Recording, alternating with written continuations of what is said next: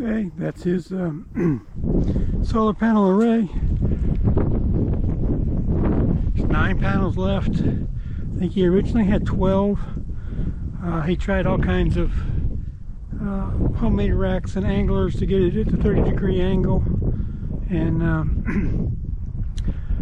we're supposed to be a very low wind area right here, but we have a lot of wind, and it took off I think 2 panels and destroyed them. So he's been leaving them lay on the ground. He mows them about once a year, cuts the grass around there, and then puts them back.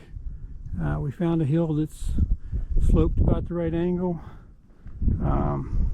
Would be nice to try them on another ground mounting system, but for right now that's where they're at. They've been there for about 6 years, and I think most of the small farmers out there, of you homesteaders, if you've got something that works, you've got a dozen other projects that need fixing, and you don't need to fix something that's still working. So it has stayed this way for about 6 years, and I hope to address that soon. You'll see that in the upcoming videos.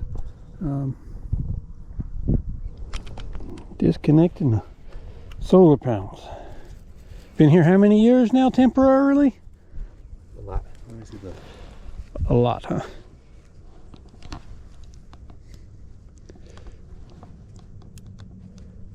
Says this one's a little bit from the tractor running it over.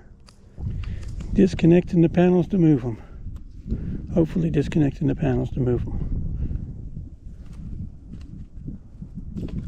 Back in the ladder in here.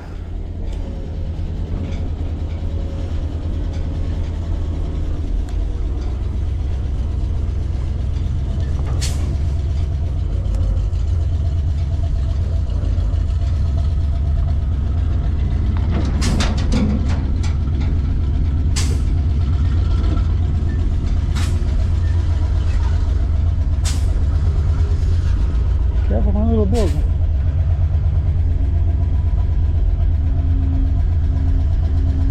Can you straighten your wheels up? What's that? Straighten your wheels up so you don't hit the mirror on the building. Numi, get out of the way. Just ease it back, yeah. Numi, watch out.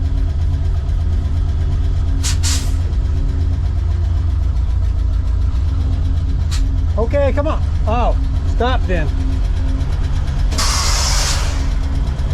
Okay. These are our Unistruts with the brackets, the metal adjustable brackets for the metal roofs that we were showing yesterday. You can see we are safety harnessed off because my balance isn't very good, and don't want to slide off the edge. But we are trying to get the panels up here today. He's doing most of the passing and coming back and forth. I'm just kind of grabbing hold, and we'll bolt them down as they come up. And I'll show you some more as that goes. Old safety harnesses tie you in, keep you hooked up, and keep you from falling down. So, you know, this is just a old harness, but it still works for what I need it for. This is our ramp system. He loads them from the ground to the truck, over from that truck into this truck, and then we tie the harness on it and we pull them up here, and then he comes up here and pulls them up. Basically I just kind of hold them while he gets back up here to pull on them, and then I help him screw them down. Okay, this is the system for pulling panels up. He's hooking the corners there. I'll get some tension on it, and then he'll come up here and yank them up here. So, not very professional. There's no lift to it, but it's working. Okay, he's making progress. Got the panels, 2 panels up. His end brackets he needs to modify. They won't fit the Unistrut, so we're going to do that in a few minutes when he can get me down. Right now he's still got me strapped in so I don't fall off, and yeah, I'm doing my supervisory job here. Okay, we're running into a difficulty with the U-struts here. The bolts, in order to fit from, I believe you got these at Lowe's, the little brackets for the U-channels, the bolts need to be 2 1/4, 2.5 inches long to fit over the strut. He's got the 2.5 inches, and it needs to come through one of these holes. If it lines up on this metal, here, can you see that? If it lines up on this metal center here, it will not tighten down.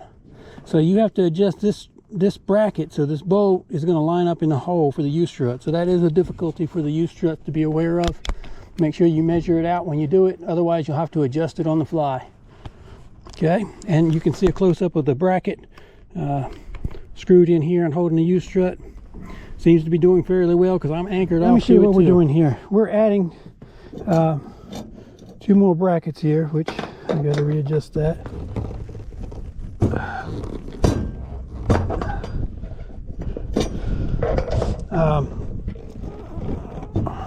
Anyway, I'll get to that in a minute. I've added a little section here. On the end we spaced these things out and it kind of messed us up. We ended up having to move the panels in from the end to match at one of the spacings, and basically it's going to cut us short about 2 or 3 inches on this side. We had a bent piece. We took out the 2 2-foot sections that were straight, and then in here you can see we added this little bracket, which is basically just cut the top out, and that's how we got that in here. So so far this is this little bracket. Basically, again, it's just the top and it's just bolted in just to hold on that last end of the panel there. Okay, that's his 9 panels put up there, including the one the tractor run over. Still works, just a little crooked. We call that a self-draining panel. Probably won't hurt to come up here and clean them at some point, but there are your rails. He can extend down, put another 9 or 10 panels in that same line, and then come down with another set down here later. So